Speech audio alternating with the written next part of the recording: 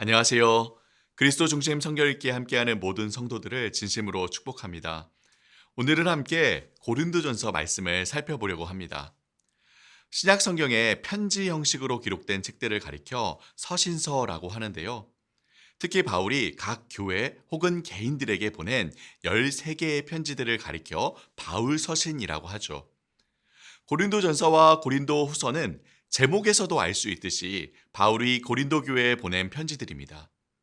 사실 바울은 이 두 편지 외에도 여러 편지들을 고린도 교회에 보냈는데요. 이 중에 두 개가 각각 고린도전서, 고린도후서로 남겨져 성경 안에 포함되었습니다. 사도 바울은 2차 전도 여행을 하는 중에 고린도 지역을 방문하였고 약 1년 6개월 가까이 머물며 고린도 교회를 세우게 됩니다. 이후에 바울은 고린도 교회를 떠나 계속해서 전도 여행을 이어가게 되는데요. 2차 전도 여행을 마친 후에 바울은 고린도 교회에 대한 여러 안 좋은 소식들을 듣게 됩니다. 또 고린도 교회에서 바울에게 직접 편지를 보내어 교회가 당면한 여러 문제들을 어떻게 해결하면 좋을지 묻기도 하였죠. 이에 바울은 3차 전도 여행 중 에베소에 머물 때에 고린도 교회에 편지를 써서 보내게 됩니다. 이 편지가 바로 고린도전서이죠.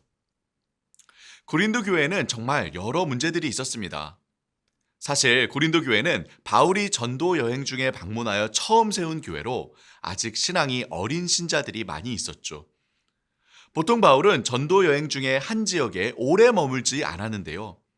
고린도 지역에는 특별히 오랜 시간 머물며 고린도 교회를 개척하였습니다. 그럼에도 고린도 교회는 여전히 신앙생활을 시작한 지 얼마 안 되는 성도들이 대부분인 어린 교회였습니다. 게다가 고린도 지역은 당시 동쪽의 팔레스타인, 서쪽의 유럽, 남쪽의 아프리카, 북쪽의 소아시아 지역의 정중앙에 있었던 신흥 상업 도시였습니다. 고린도 지역은 지금도 서쪽의 이오니아해와 동쪽의 에게해를 연결해주는 세계 3대 운하 중 하나인 거대한 고린도 운하로 매우 유명한 곳이죠. 초대교회 당시에도 고린도는 항상 사람들이 북적북적거리는 거대한 항구 도시였습니다. 따라서 물질적 번영과 함께 세속적인 유흥 문화와 각종 미신과 우상 숭배가 도시 안에 넘쳐났으며 신앙을 지키며 살아가기가 쉽지 않은 대도시였죠. 이에 따라 고린도 교회는 정말 숱한 문제들과 갈등들을 겪고 있었습니다.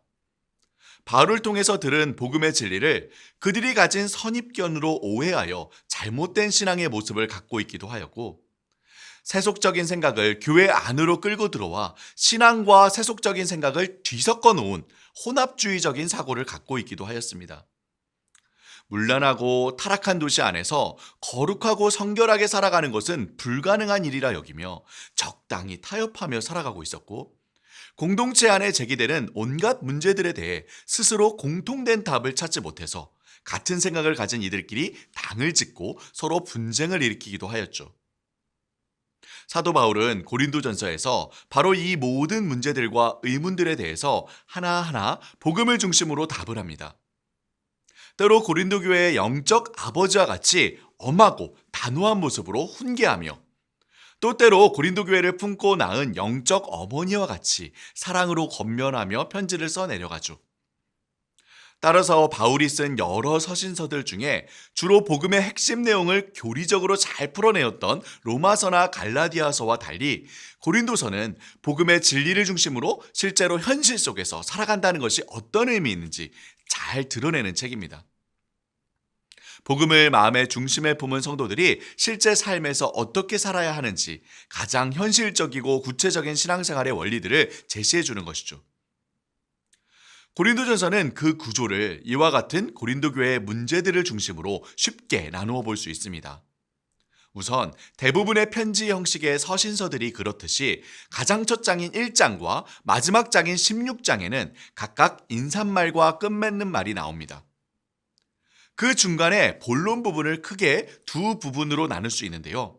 우선 1장부터 6장까지는 고린도 교회에 있는 여러 문제들에 대해서 책망하는 내용이 나옵니다. 교회 내의 파당과 분쟁에 대한 문제, 성적인 부도덕의 문제, 그리고 세상 법정에서 성도들끼리 송사를 하는 문제에 대해 다루죠. 그리고 7장에서 15장까지는 고린도 교회 성도들이 제기한 여러 질문에 대해서 바울이 답변을 하는 내용이 나옵니다. 결혼에 대해서, 우상에게 바쳐진 음식에 대해서, 교회의 예배와 각 은사들과 섬김에 대해서, 그리고 부활에 대해서 바울은 고린도 교회 성도들이 궁금해했던 의문들에 대해 하나하나 답을 하죠. 고린도전서에서 바울이 이 모든 문제들과 의문들에 답을 하기 위해 제시하는 세 가지 주요 원리가 있습니다. 첫째는 믿음의 원리입니다. 그리스도인은 바로 우리 구주 예수 그리스도의 십자가와 부활로 말미암아 죄로부터 벗어나 하나님의 백성이요 자녀로 회복된 이들입니다. 오직 하나님의 사랑과 은혜로 이루어진 이 일에 어떠한 인간의 지혜나 노력도 결코 비집고 차지할 자리가 없습니다. 우리는 오직 믿음으로 하나님께서 예수 그리스도를 통하여 이루신 일을 받아들일 뿐이죠. 그러니 이를 공로라 하지 않고 복음이라 부르는 것입니다. 그리스도인은 오직 이 믿음으로 말미암아 살아갑니다. 그리스도께서 죄인이었던 우리를 구원하여 하나님의 거룩한 백성으로 삼아 주셨다는 믿음으로 살아가는 것입니다. 따라서 다시 죄에 빠져서 자기 생각, 자기 욕심, 자기 이익을 중심으로 살아가지 않습니다. 예수 그리스도께서 이미 우리를 하나님을 왕으로 섬기는 하나님의 백성으로 삼아 주셨기에 그 중심을 하나님께 두고 살아가는 것이죠. 따라서 공동체 안에서 자기 생각만을 내세우며 파당을 짓고 분쟁하지 않습니다. 오직 그리스도 안에서 연합하기를 힘쓰죠. 성적인 문란함을 포함하여 다시 육신의 욕망이 우리의 몸과 교회 공동체를 사로잡아 더럽히지 않도록 합니다. 또 자기 이익만을 내세우지 않으며 비록 손해를 입더라도 형제를 내치지 않죠. 이처럼 성도는 믿음의 원리를 따라 자신을 죄로부터 구원하신 예수 그리스도를 중심으로 살아갑니다. 둘째는 사랑의 원리입니다. 복음을 통해 우리에게 부어주신 예수 그리스도의 사랑과 은혜가 그 마음에 넘쳐 흘러 우리 왕이신 하나님과 또 이웃으로 흘러갑니다. 따라서 결혼을 포함하여 모든 일을 하나님을 사랑하며 섬기기 위해 행합니다. 우상은 거짓신이라는 사실을 알기에 우상에게 바쳐진 제물이라도 그저 평범한 음식에 지나지 않는다는 사실을 알지만 그것이 누군가를 시험에 빠지게 한다면 기꺼이 사랑으로 먹지 않을 수 있죠. 예배를 통해 하나님을 사랑으로 섬기고 사역과 봉사를 통해 교회 공동체를 사랑으로 섬깁니다. 예배 중에 질서를 지켜 서로를 사랑으로 배려하며 사역과 봉사의 일 자체를 해내는 것이 중심이 아닌 사랑으로 섬기는 일에 중점을 두고 행합니다. 이처럼 성도는 오직 사랑의 원리를 따라 살아갑니다. 마지막은 소망의 원리입니다. 바로 예수님의 부활을 나의 부활로 여기며 여전히 연약하고 부족한 모습에 낙심하거나 좌절하지 않고 언젠가 예수님처럼 온전한 몸으로 부활할 그날을 소망하며 살아가는 것이죠. 그날의 모든 일에 승리를 거두시고 우리를 온전하게 변화시키실 것을 소망하기에 견실하며 흔들리지 않습니다. 지금 우리의 모든 수고가 주 안에서 헛되지 않은 줄 믿고 소망하기에 항상 주의 일에 더욱 힘쓰는 자들로 살아갑니다. 이처럼 성도는 다시 오실 예수님, 그날에 온전히 이루어질 하나님 나라를 소망하며 오늘을 살아갑니다.